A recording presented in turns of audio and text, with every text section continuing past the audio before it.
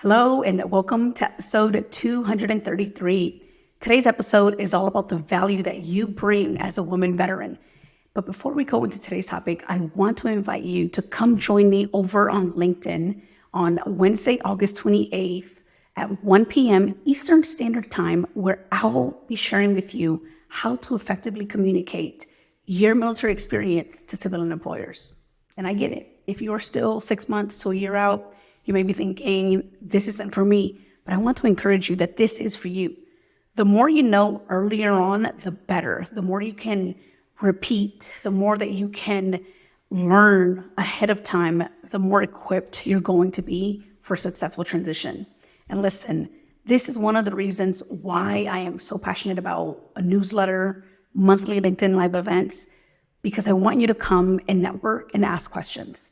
I want to be a resource for you to come on over, learn as much as you can, even if you're a year out, 6 months out, to learn as much as possible so that you're ready and that you are ready with confidence and certainty when you do get that phone call or that email for a phone call interview, for an interview, or even for an offer. So this is for you. So I want you to come on over to LinkedIn, connect with me if you haven't already, and register for the event. A link is also in the show notes. And with that, I want to talk about you identifying as a woman veteran, meaning, are you truly exposing yourself as a woman veteran?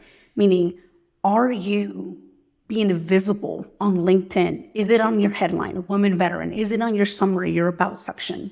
Are you providing this information on your resume? How are you communicating with others when you are in networking events? Are you easily identifying as a woman veteran, or is it hard for you? And for some of you, it may be difficult, right? Depending on your experience in the military. I get it. And I understand that not everyone had a great military experience. I get it because I went through it too. I went through a season where I felt like I was not only respected as a leader, but also I was not treated the same in the way where I was provided opportunities. And so, yes, there was some resentment there at the very beginning. But when I tell you that if you could separate those two and encourage yourself to look at the value that you brought while you were still in the service, but also the value that you bring to the civilian sector. Because listen, one of the things that has helped me the most is to continue to see the value of my service. And I know for most of you, that's sometimes what we need. It's just a little bit of fire that needs to be ignited within us to continue to keep going. Meaning, who are we going to continue to serve, right? What mission is next for us? For some of you, that may drive you. That drives me. This podcast, helping other women veterans, helps me. The work that I do on my 9 to 5, it drives me. The value, the service that I get to do is everything.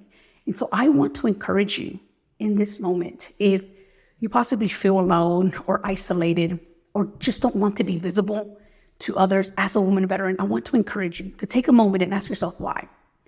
And the reason being, it may be because you may have some resentment, and that's okay. And this is why I love the work that I do with other women.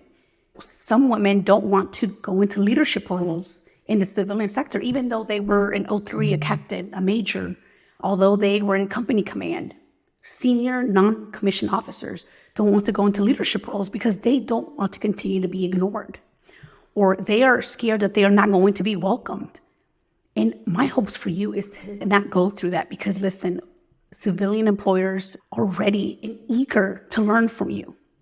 And so I encourage you today to take a moment and ask yourself that question. Am I identifying as a woman veteran as I should be? And I know, I get it. Listen, we've all gone through moments in the military that, one, we don't ever want to talk about our experiences. I get it. But at the same time, I want you to also see it in a way where, how can you continue to serve? How can you continue to provide the value that you bring? Because listen, you have so much value. You have so much value, not only through your experience, through your education, your certifications that you have, but also as a woman leader. And listen, we need you in the civilian sector. We need you. I know it's going to be hard sometimes, But this is why I want to share as much as I can with you to prepare you and equip you. Because yes, it will feel sometimes like we're alone. It does feel that way, especially if you work remotely. It does. It's completely normal. And I want us to normalize this. And I want us to normalize that it's not something that won't happen. It will. But I want to encourage you to use it as a way for you to realize that you have value to offer. How can you now continue to serve in the civilian sector, either through a civilian role, a leadership role? Maybe you are going to join a nonprofit organization. Whatever it may be, I want you to use the resources that are available. The more that we can use the resources, the more resources we're going to have, the more communities we're going to have as women. And this is going to propel us to the next career adventure, but it's also going to help the women behind us, the women after us. And so today, I just want to encourage you to be able to identify as a woman veteran, either on your LinkedIn headline, on your summary, when you are talking to other veterans, employers, other civilian professionals that you come into play with or you come into a conversation, because it's so important that we continue to practice who we are. Yes, I'm a woman veteran. I'm an Army woman veteran. And now this is my profession. And this is what my career goal is for the next 3 years. The more we can do that, the better it's going to be. And the more people we will be exposed to, especially if you come over on LinkedIn. You'd be surprised at the power of that platform.